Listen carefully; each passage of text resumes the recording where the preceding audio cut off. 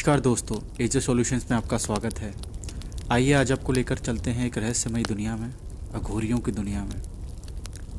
अघोरी ये शब्द सुनने में अच्छा लगता है, लेकिन इस रास्ते पर चल पाना कमज़ोर दिलों के बस की बात नहीं है। अघोरी सनातन धर्म की शुरुआत से ही जुड़े हुए हैं। कुछ लोग इन्हें गलत और बहुत कुछ कहते हैं, लेकिन उन्हें शायद सब कुछ नहीं पता। दोस्तों, अघोरी एक संस्कृत शब्द है जिसका हिंदी में अर्थ होता है निडर, जिसको किसी का भय ना हो। अघोरी वो होते हैं जो भगवान शिव की उपासना में इतनी गहराई में उतर चुके होते हैं कि जिन्हें देश, दुनिया, समाज, जात पात से फ़र्क नहीं पड़ता। दोस्तों, हर किसी के पूजा करने की एक सीमा होती है। कोई 10 मिनट कर पाता है, कोई 1 घंटा करता है, और जो 24 घंटे सातों दिन भगवान शिव की उपासना में डूबा रहे वो अघोरी हो जाता है। अघोरी भगवान शिव को तलाशते तलाशते अपने आप को खो देते हैं।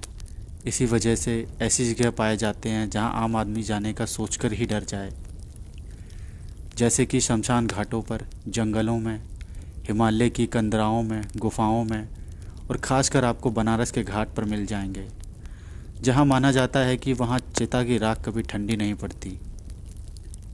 वहां चिताएं 24 घंटे सातों दिन जलती रहती हैं, क्योंकि वहां जलाने से मरने वाले की आत्मा को मोक्ष प्राप्ति होती है। चलिए अब आपको बताते हैं अघोरी ऐसे क्यों होते हैं। अघोरी निर्वस्त्र रहते हैं, वो प्रकृति के साथ जुड़े हुए होते हैं। उनका मानना होता है कि भगवान ने हमें जिस रूप में बनाया है उसी रूप में भगवान की उपासना की जाए। वो भभूत, जिसका अर्थ होता है चिता की राख, सारे शरीर पर लगाते हैं। भभूत लगाने का अर्थ होता है जीवन और मरण दोनों एक साथ हो जाना। आपको आमतौर पर अघोरी नहीं दिखेंगे, लेकिन महाकुंभ स्नान में आपको लाखों की संख्या में देखने को मिल जाएंगे, क्योंकि सनातन धर्म में महाकुंभ स्नान बहुत ही पवित्र माना गया है। आप असमंजस में होंगे कि ये शमशान में करते क्या हैं, तो दोस्तों मैं आज आपको बताता हूँ कि ऐसा क्या होता है शमशान घाट में जिसकी इन्हें बहुत ज़रूरत होती है।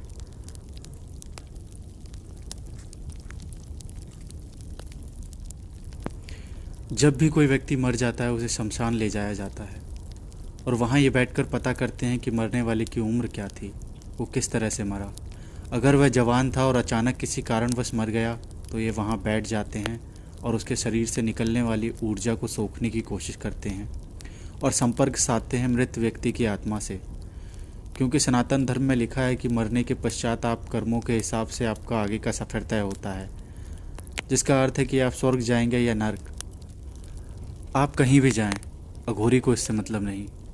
वो सिर्फ इंतज़ार में रहते हैं कि आपके आगे के सफ़र के लिए आपको कौन लेने आता है।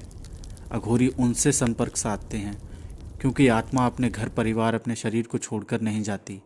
और भगवान श्री कृष्ण ने गीता में लिखा है, सब जन्म मुझी से पाते हैं, फिर लौट मुझी में आते हैं।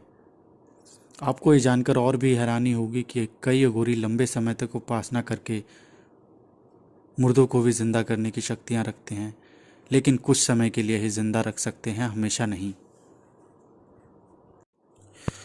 अघोरी साधुओं की तरह ब्रह्मचारी नहीं होते। वे मृत महिलाओं के साथ साथ जीवित महिलाओं के साथ भी संबंध बनाते हैं।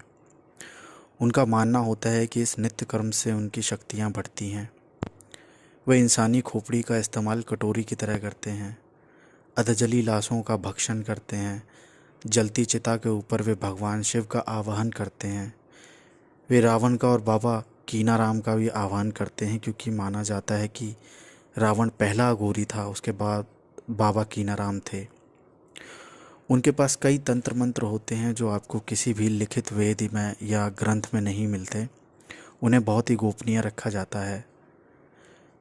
वे शिव का आह्वान करते समय अपना ही खून चढ़ाते हैं और तिलक करते हैं।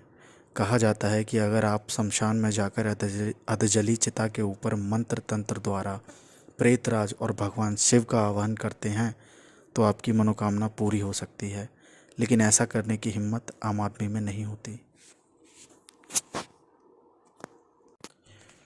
दोस्तों, आज की वीडियो में बस इतना ही था। अगर आपको आगे जानने की इच्छा होती है तो कमेंट बॉक्स में लिखकर ज़रूर बताएं। दोस्तों, वीडियो पसंद आई हो तो लाइक और सब्सक्राइब ज़रूर करें और बेल आइकन को ज़रूर दबाएं। धन्यवाद।